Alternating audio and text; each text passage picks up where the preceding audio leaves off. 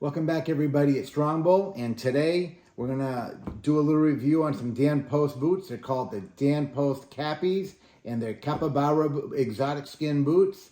Let's talk about it.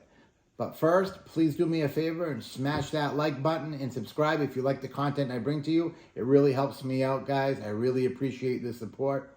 With that said, let's move on to the review.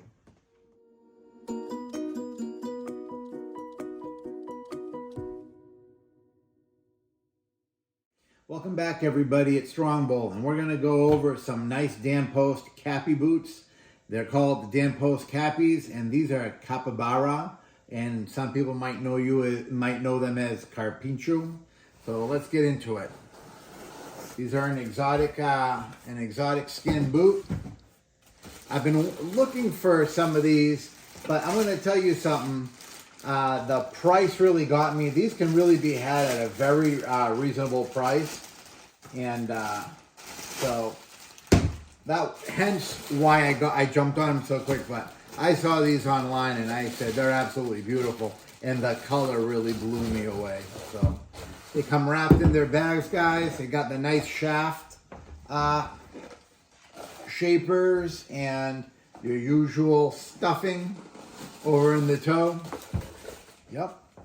Get all this stuff out and we can go over some of the specifics on these boots. Let me get this out of the way and on with this review. All right, guys. Right off the bat, I'm going to tell you, I just pulling them out, I felt this. This is super, super, super soft. Super, super soft. So supple. Very velvety soft. You'd swear that it makes suede seem very rough. Anyway, this is what the boot looks like right off the bat. We'll go over some profiles. So this is the way the boot looks from the side, from the other side. This is the bottom, and then we'll look at it head on like this. And then this way you get a good idea of what the boot looks like. Okay, these boots are Dan Post. Dan Post calls these, this is their version of the cutter toe. So if you see this toe, this is what they call the cutter toe. I call it more of a narrow square /7, but I can kind of see that. I can kind of see where they call that a cutter toe. And they also call this a cutter heel. So this is what we have. They're double stitched on the outsole. They have brass and lemon wood pegs on the bottom. A rubber cap on the heel. Not bad. Now I'm feeling this and it looks like stacked leather, but it's new. And when they're new in the finish, it's hard to tell the difference. I know Dan Post, a lot of times we'll use a block heel. They'll use innovative ways to maybe cut costs, especially when they're giving you an exotic skin at such a good price. So I can't verify it off feel. I would say it's probably not stacked leather, but they made it look like stacked leather. It is a rubber cap though, and they are driven in through. They are handmade in Mexico. The uppers on this are nice. They're a darker tone. I would actually call this more of a charcoal regardless. And I love the stitch pattern on it. Very, very nice.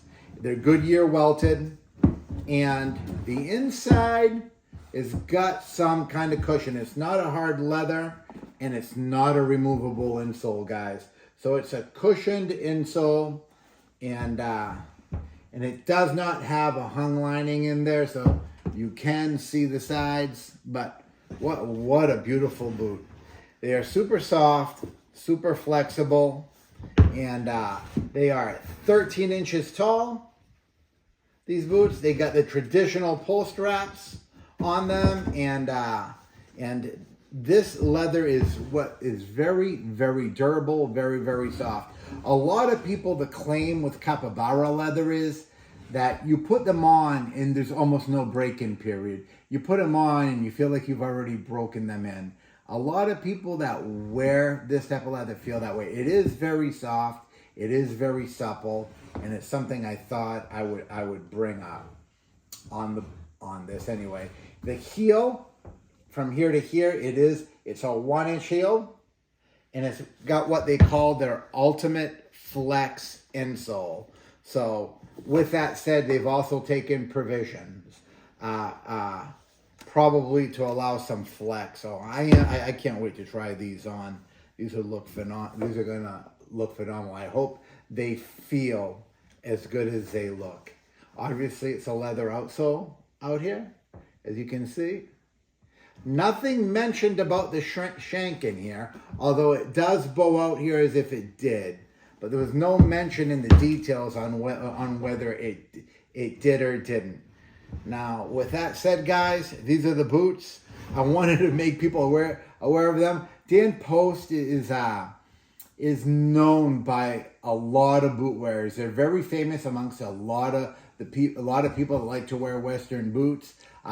Some people might look at Dan Post and say they're a pretty good boot. And then there are other people that would probably look at Dan Post and say, well, they're not a high-end boot, right?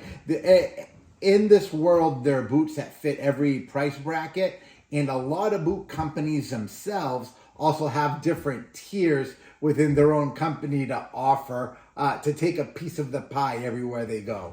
So, but for the price of these, I couldn't believe it. And the fact that I'm getting lemonwood pegs and brass nails, I'm getting the cap over here. These are handmade in Mexico. For the price point of these boots, it's pretty good. You can get these boots under $300. It's amazing. So I had some points to boot, no pun intended, and I grabbed these for a song. And I said, I'm going to grab them. I'm going to do them. The color's amazing. So with that said, guys, I'm going to go ahead and try these on, and we'll talk about it. Sit tight. Well, guys, I've tried on those boots. As you can see, I will put it right there next to me as I go along, and I'm going to continue talking about this boot. This boot is very, very good. I found them to be ultra comfortable, plenty of flex, and I really enjoyed trying these on. So much so that these are keepers. Guys, if you can get a hold of these boots and you've been looking for some Capybara boots, these seem like a pretty good, if you're looking for a pair of Capybara boots at a good cost, I think these are pretty good. I mean, for the price point and what you're getting, they knocked it out of the park.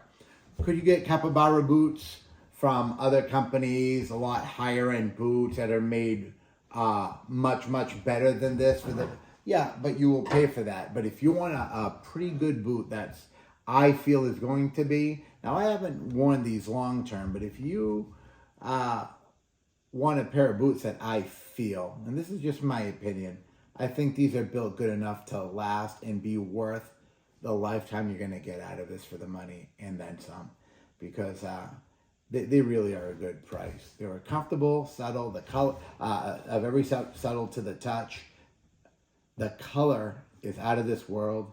It's almost like they call it tan on the Dan Post site, but I would call it a rich tan. That's what my wife said. She goes, it looks like a rich tan because it's a lot deeper and it's got some luster to it. And it's got depth to it, right? And it's got that nice little texture to it. So in my book, I'm going to call it rich tan, even though they're calling it tan. With that said, yeah, these boots seem pretty good. I can't believe how soft and supple this is. How these are pretty good. Nice little 8-row stitch pattern as well up on the shafts. I think they did a pretty good job. With that said, guys, I'm going to sign off and have a good one until the next review, guys. Take care, and we'll see you then.